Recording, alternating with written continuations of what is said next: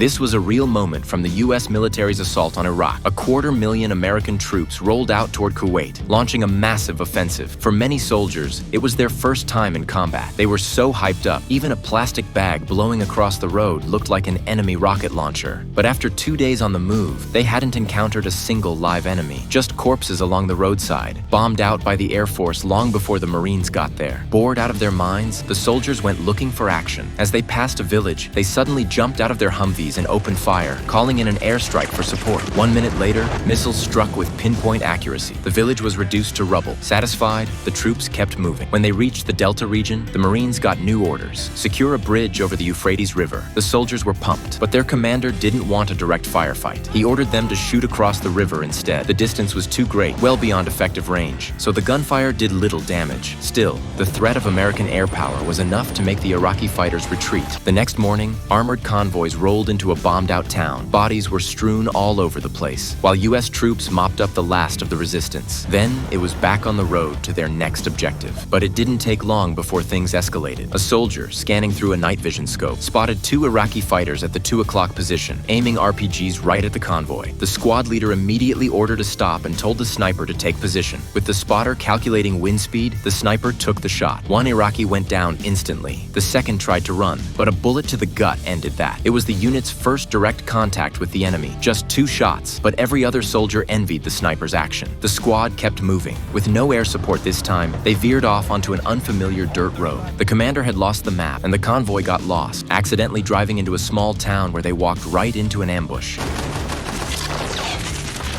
Machine gunners on the Humvees fired back immediately. The firefight exploded. Thanks to their heavily armed vehicles, the Americans shredded the buildings where Iraqi fighters were hiding, blasting a path out of town and back to the mission route. It was their first real close-range battle. But the soldiers didn't grasp the horrors of war. Instead, they were high on the adrenaline, loving every second of the fight.